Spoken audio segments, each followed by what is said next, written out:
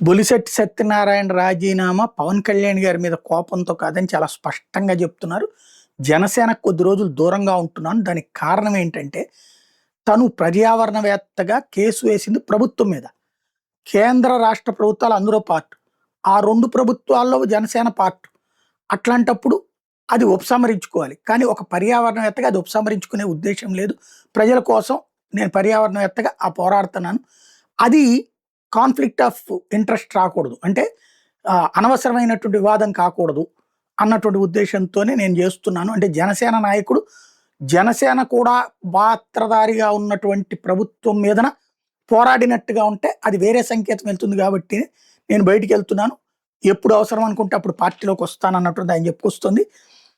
తన పదవికి రాజీనామా చేసినటువంటి సందర్భంలో వీడియో కూడా విడుదల ఏది వీడియోనేమో మొన్న మధ్యన పార్టీకి సంబంధించి అన్యాయం జరుగుతుందని చేసుకొని రాష్ట్రంలో కాలుష్యానికి సంబంధించి దాఖలైన ప్రధాన పర్యావరణ ప్రజా ప్రయోజన వ్యాజ్యంలో నేనే పిటిషనర్గా ఉన్నాను. ప్రస్తుతం జనసేన పార్టీ ఎన్డీఏ ప్రభుత్వంలో కీలక భాగస్వామిగా ఉంది. పార్టీ అధ్యక్షులు పవన్ కళ్యాణ్ కూడా పర్యావరణ శాఖలకి మంత్రిగా బాధ్యతలు నిర్వహిస్తున్నారు. స్వచ్ఛమైన నీరు గాలి కోసం జరుగుతున్న న్యాయ పోరాటం ప్రభావితం కాకూడదని నిర్ణయం తీసుకున్నానంటూ పోస్ట్ చేశారు. ఇది అత్యంత కీలకమైనటువంటి అంశం.